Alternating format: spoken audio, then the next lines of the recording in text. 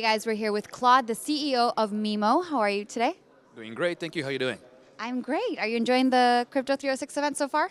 Well, yeah, it's very nice and the location is great. Yes, the Ritz-Carlton and the IFC is very nice. I agree. And so I know you were just up on stage, so could you tell us a little bit about maybe the panel topics and what you spoke about?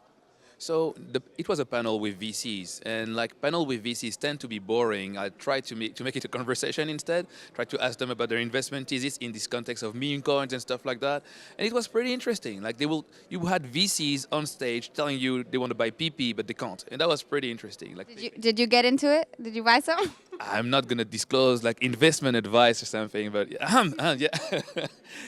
Well, yeah, some. It's all right. You know, everybody needs to get rich sometimes. All right. Yeah, that was crazy when that happened last week. It like exploded all of a sudden, right? Yeah, I think it was interesting to watch from the outside. I mean, to be fair, like we try personally in the company not to spend too much time looking at charts because we're trying to build stuff, build value, and it's even if you're long on a meme coin, turns out that you still think about it. You can't just buy some stuff and not think about it. You end up treating it like an actual trade. So even if it's a meme coin, you end up trading and it takes a distraction and all that. So that's why I didn't buy much, like enough to actually just not to have to watch the chart. And everybody in the company is doing the same. And so, in addition to Pepe and meme coins, tell me a little bit more about Mimo and what you guys do, and maybe what your vision is and what you're focusing on right now. That was a great segue from meme coin to Mimo. Thank you. Like we didn't never thought about this one. So at Mimo, we're just trying to build like pretty boring stuff. Actually, pretty much the opposite of what we do at Pepe. What the guys are doing at Pepe. We're doing like stable coins in general. We're trying to make it like a very safe ecosystem for people to stay within crypto and have the same benefits as they have outside of the crypto world. So right now we're focusing on real world assets like sovereign bonds, corporate debt, and stuff like that. That pays a lot if you are not in crypto, but you cannot get any of these returns in crypto. Like today, if you want to get like interest rates on T-bills or interest rates on, I don't know, like Deutsche Bank bonds that pay a lot, you would have to leave crypto and enjoy those returns. But unfortunately, crypto has built an amazing like ecosystem that you can't benefit from if you don't get out. So we're trying to harness this type of power of the industry of crypto and the power of the real world and put it together. So we're making stable coins backed by real world debt. Okay, I understand. And so, given the market conditions right now, what is the world of stablecoins looking like? I think the world of stablecoin is looking pretty good. I mean, especially when you have movements up and down. What does down mean? Down means you're swapping a volatile asset for something stable, which means stablecoin were pretty much in demand and are in demand as we're trending down. And as it trades up, we would have less need for stablecoins, but people still trade. So it's just like the balances shift, and we're seeing that. I mean, we're trying to bring another type of stablecoin, the stablecoin that pays, to provide an alternative to those things. So now it's not only going to be from volatile to stablecoin, could be from volatile to stablecoin that pays. And then that could be interesting. I mean, the current landscape is high interest rates. It's the first time we have a crypto market that is like somewhat cheap and high interest rates. Now it's about looking at who does compete for the dollars. Like we have the sovereign treasuries that are competing for your dollars. We have like equities and we have crypto. And well, if you're in crypto, you can only pick two of those. We just want people to have those three options to pick from. And in this current context, we have a lot of demand. So, it's actually the 1 year anniversary of the crash of Terra and Luna, May 9. So, maybe we can reflect a little bit on that and how in this year since stablecoins have kind of evolved.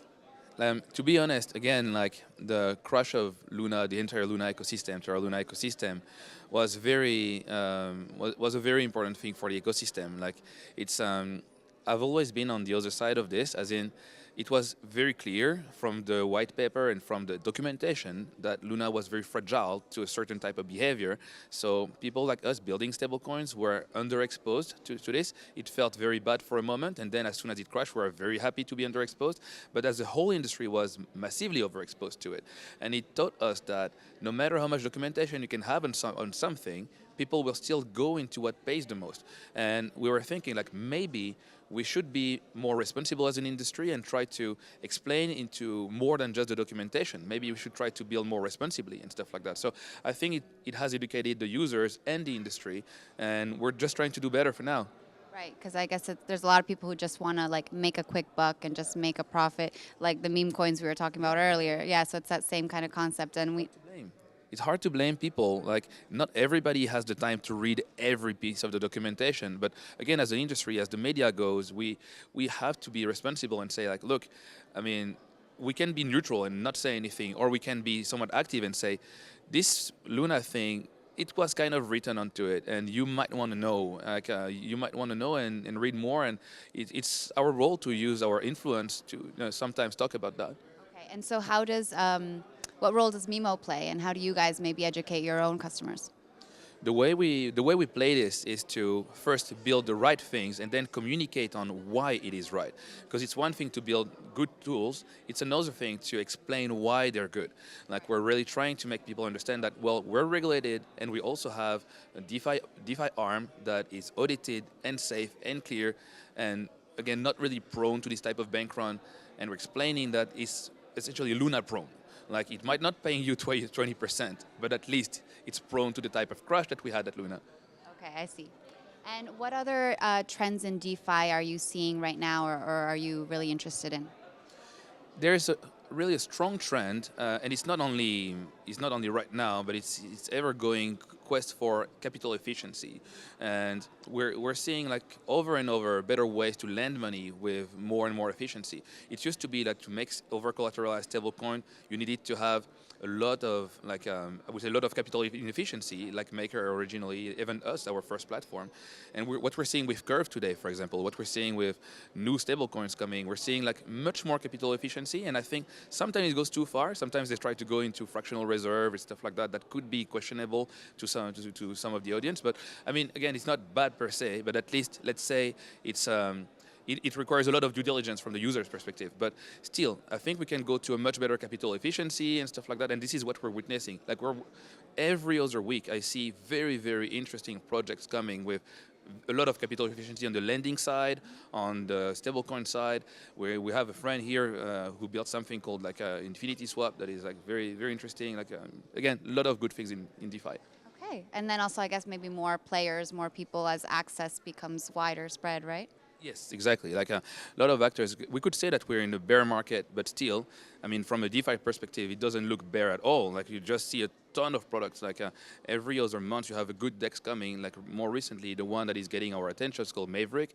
Those guys are doing great, and we at Kuma, like at Mimo building Kuma, it's interesting for us to look at the best possible DEXs, because eventually, I mean, when you make coins and we make stable coins, you want them to trade on the best possible platforms. So we have to stay like current with the trends on DEXs. And this is where there's a lot of innovation right now. So that's pretty cool. Okay, so then you're optimistic about the space and about all the actors. Yeah. Very optimistic in general. I mean, there will be problems, but there has been problems in the past. Didn't really kill the industry. So now what we can say is that the industry is very resilient to crashes, resilient to things. Now, for the first time, we will see if the industry is resilient to high interest rates. And if it is, then maybe we really have like more than a couple of people playing in garages. Maybe we actually have an industry. What doesn't kill you make you stronger, right? And tell me also maybe if there's something that you're personally interested in, some sector that you're looking into besides DeFi that you want to share with us. Besides DeFi, I mean, again, like as somebody in the industry, we have to keep looking at everything. I can't say that I'm not looking at the meme coin things, that what's happening on Bitcoin, like with BRC20 and ordinals. This is to me very interesting. Like what I like to look is how communities are shifting and somewhat fighting. And when you see like the Bitcoin maxis and people building ordinals actually fighting on their own chain, it's something that I found very interesting. Like it's again, like those are tools. Those are like blockchains are tools. And I do agree with what one of the guys says earlier. Da Vinci mentioned that Bitcoin was built to be money for everyone, and using it as a platform is kind of a misuse.